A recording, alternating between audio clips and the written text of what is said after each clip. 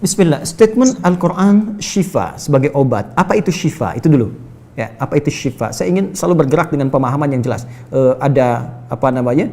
Ontologi, epistemologi, dan aksiologi. Kita arahkan ke dasarnya dulu, ontologinya.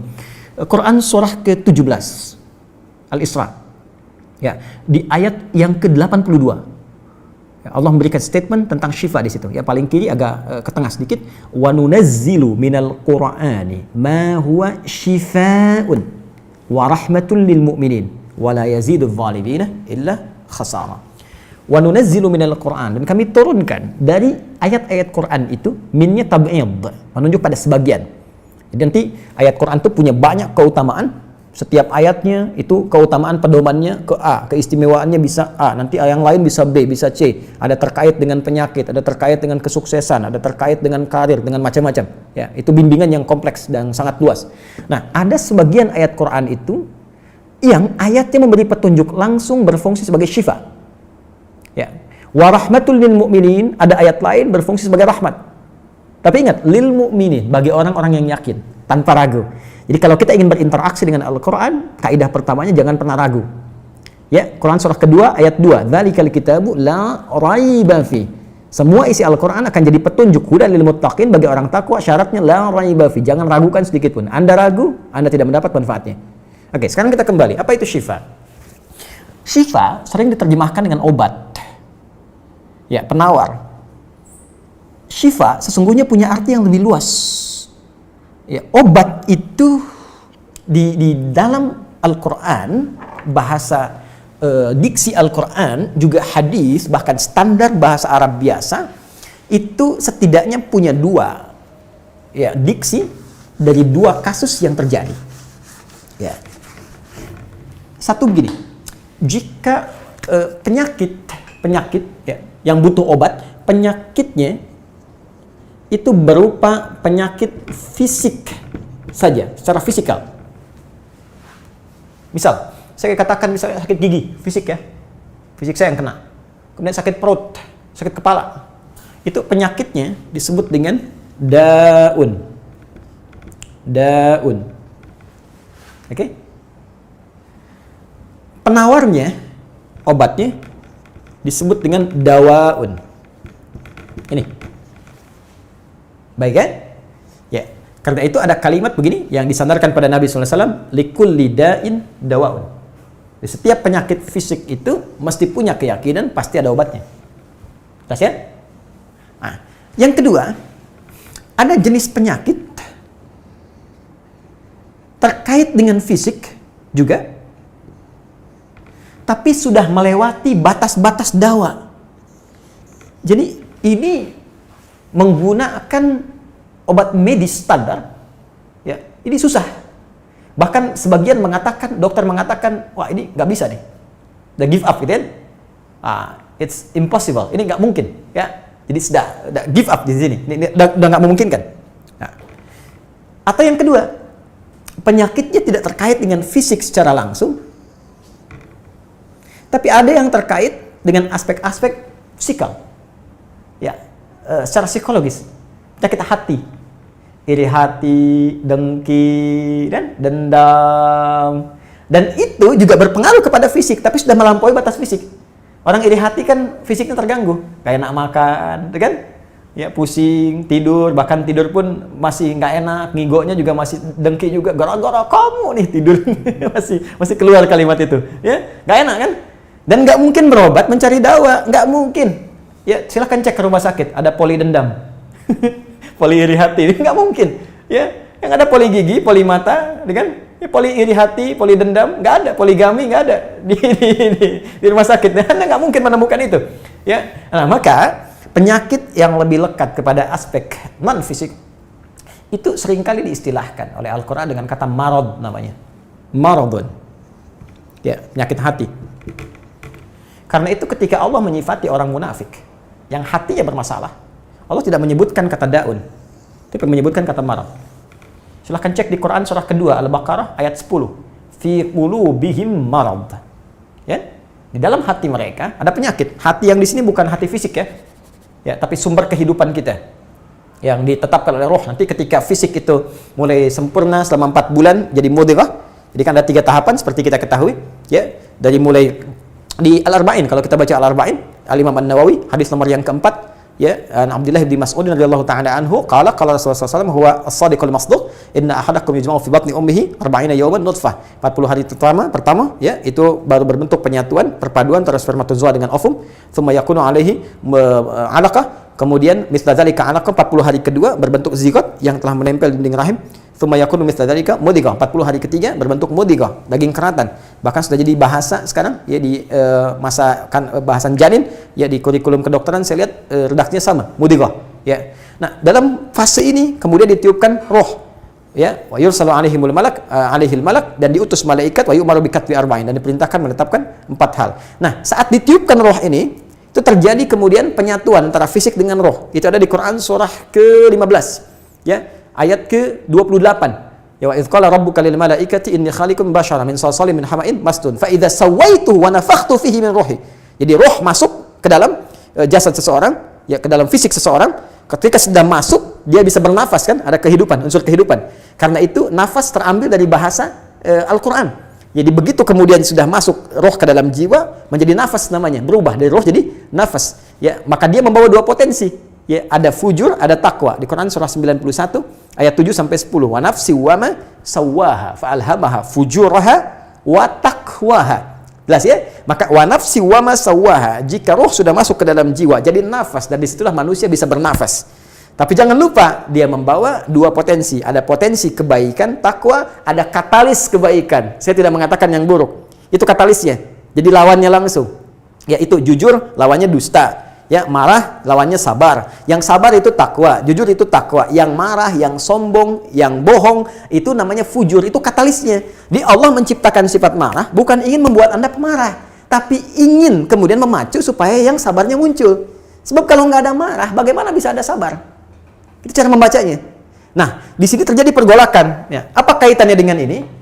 Orang-orang yang tidak bisa mengendalikan sifat takwanya dan tidak menjadikan sifat fujurnya sebagai katalis, tapi diikuti menjadi dominan, maka jadi penyakit di hatinya.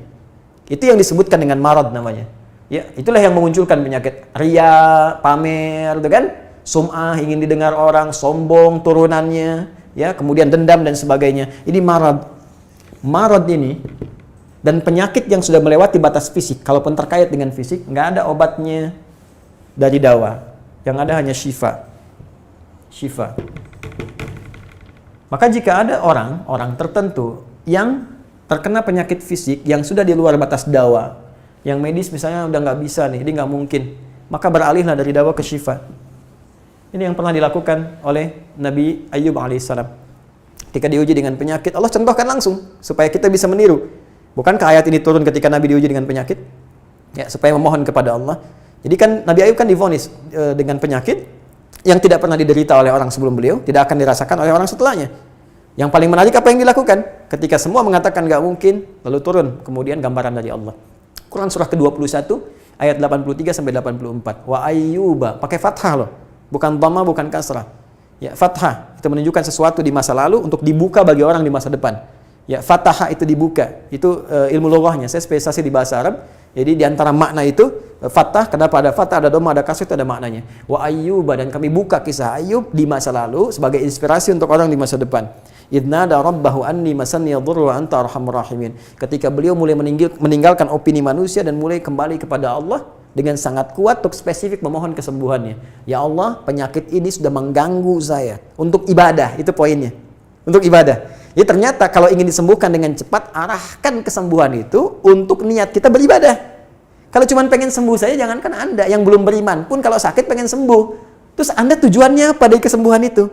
Kalau cuma pengen minta dunia, apa dengan sakit belum cukup menjadikan Anda ingat Allah? Maka arahkan permohonan itu untuk kesembuhan supaya punya niat ibadah. Ya Allah, saya pengen sholat lagi. Ya Allah, saya pengen ke masjid lagi, pengen tahajud lagi. Mohon ya Allah, penyakit ini sudah mengganggu saya tahajud, saya pengen sholat lagi.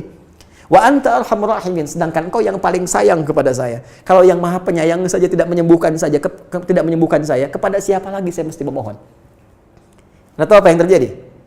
Begitu kalimat itu muncul dengan penuh kekuatan, keyakinan, visi yang benar, memanggil Allah dengan panggilan yang sangat halus, lembut, ya, terasa ke dalam jiwa, Maka jawabannya tidak menunggu lama. Fastajabna lahu fakashafna ma bi min dhurrin wa atainahu ahlahu mithlahu ma'ahum rahmatan min indina wa dzikra lil 'abidin.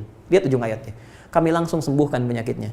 Kami singkapkan semua rasa sakitnya. Kami kembalikan semua yang dia rasakan rugi. Biaya obatnya diganti dengan rezeki yang lain, kesulitannya dihilangkan, datangkan dengan yang lebih baik. Dan yang paling dahsyat lihat ujung ayatnya. Wa dzikra lil 'abidin. Kami jadikan inspirasi, pengingat bagi hamba-hamba Allah yang soleh, yang diuji dengan penyakit yang serupa, maka amalkan amalan Ayub untuk mencari syifa.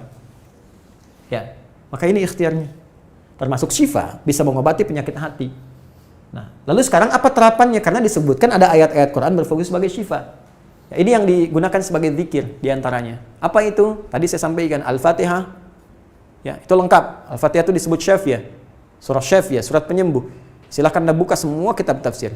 Di antara fadilah surah Al-Fatihah, kisah pertamanya adalah kisah seorang kepala suku di Arab yang digigit kalajengking. Bayangkan, kalajengking Arab pada saat itu. Ya, dan sudah kena racun dan sulit. Orang semua sudah give up, ini nggak mungkin. Ya, apa yang terjadi? Ditemukan sahabat Nabi, secara singkat diketahui, ditanya ada yang bisa menyembuhkan, mereka berkata Allah yang menyembuhkan, tapi kami bisa berikhtiar. Dipanggil mereka, dibacakan Al-Fatihah sekali bacaan, tanpa diulang-ulang, tanpa pakai alat-alat tertentu, tiba-tiba syufia disembuhkan sampai diberikan hadiah berupa beberapa kambing. Tapi mereka, mohon maaf izin, Ibu Rektor dan sebagainya, mereka khawatir jadi gratifikasi. Dibawalah kambing itu kepada Nabi, disampaikan, boleh nggak makan dari sini? Jawab Nabinya apa? Dari mana kalian tahu kalau surat itu bisa berfungsi menyembuhkan? Al-Fatihah. Tapi gimana cara baca Al-Fatihahnya? Karena dulu orang sekali baca sembuh, sekarang orang 1000 kali malah nambah penyakit. Apa yang salah? Nah, berarti nanti ada terapan lagi ilmu yang lain, kan? Nanti ada surah ke-26, Asy-Syu'ara ayat 80 itu zikirnya Nabi Ibrahim.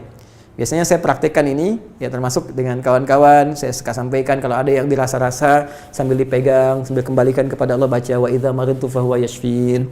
Kalau saya sakit pasti Allah sembuhkan, nggak mungkin dititipi penyakit kalau nggak ada hikmah di balik itu. Bisa pernah saya amalkan saat undang saya ke Kalimantan untuk ceramah, tiba-tiba ceramahnya ba'da maghrib, sore hilang suara. Hilang. Sama sekali nggak ada. Ya begitu salat, ya kita sama amalkan tadi dengan penuh keyakinan, minta ikhtiar juga pakai fresh care gini, tapi kita minta ya Allah, ya wa idza maridtu fahuwa yashfin, kalau saya sakit pasti Allah sembuhkan. Nggak mungkin ditugaskan kalau Allah nggak berikan perangkatnya, pasti diberikan. Nah, tahu apa yang terjadi? Begitu ngimamin maghrib, suara keluar, serak-serak basah. Begitu tausiah, keluar sempurna. Ba'da isya nyambung, keluar sempurna. Habis ceramah, hilang lagi suara. Hilang lagi suaranya, supaya disuruh istirahat, gak banyak nanya orang gitu kan. Tapi itu menarik. Dan puncaknya tadi, Quran surah ke-21 ayat 83 sampai dengan 84. Tergantung kasusnya. Kalau di kasusnya misalnya kasus mohon maaf ya terkait dengan kehamilan, nanti ada lagi yang lain ayat-ayatnya ya. Misal di Quran surah ketiga ayat 38 sampai 39, nanti di Quran surah ke-19 menjelang persalinan dari ayat ke-25 sampai dengan ayat ke-26, nanti di Quran pas kalau sudah berkembang janinnya, ada di Quran surah ke-7 misalnya ayat 189 dengan doanya dan turunan lainnya. Bahkan bisa diamati teman-teman yang di SPOG misalnya atau di kebidanan, ada nanti ayat-ayat spesifik Quran surah ke-22 ayat yang kelima, ya ada di Quran surah ke-23 Al-Mu'minunnya ya ayat 11 sampai 13 itu lengkap sekali. Kita bisa gali sampai ke situ. Itu yang kita maksudkan syifa. Jadi keluarkan ayat-ayatnya, tapi bukan sekedar dibaca, dalami isinya. Sehingga paham apa yang harus dilakukan. Karena di sini nanti ada konsep ikhtiar juga. Ikhtiarnya bagaimana, ya secara medisnya seperti apa, dan pertolongan kepada Allahnya bagaimana. Terakhir Nabi pernah datangi seseorang, dia minta disembuhkan. Ya Allah, ya Rasulullah, si fulan sakit, tolong sembuhkan. Kata Nabi, idhab ila tabib, pergi ke dokter. Kata orang ini, Anda kan Nabi, tinggal berdoa disembuhkan. Jawab Nabi sangat elegan. Pertanyaan orang ini bagus, Anda Nabi, berdoa dikabulkan, pasti. Tapi jawab Nabi sungguh elegan. Kata Nabi, kesembuhan itu dititipkan di tangan para dokter. Jadi Nabi ingin memberikan satu isyarat, Anda tetap ikhtiar. Karena tidak selamanya Nabi akan hidup. Ya, karena itu dokter-dokter mesti belajar. Saya menambahkan dokter-dokter yang bisa belajar dari Quran juga. Saya mengharapkan nanti ada dokter mata yang hafal, ya, misalnya ayat-ayat tentang doa, ayat tentang mata, ya, riset tentang ayat-ayat mata, hadis-hadisnya apa, sehingga Anda bisa menerapkan resep-resep yang indah. Ya, waduh, kenapa nih dok, mata saya nih nggak bisa dikontrol nih, sakit. Kenapa? Saya kalau ngelihat tetangga beli kulkas sakit, kan nggak bisa dikasih obat tuh ya. Anda bisa kasih resep Quran surat sekian, ayat sekian, ayat sekian. Nah, itu yang banyak kejadian sekarang. Ya, orang matanya sehat tapi tidak bisa membedakan mana milik dia, mana milik orang lain. Demikian juga dengan yang lainnya. Itulah syifa. Wallahu ta'ala a'lam bishawab.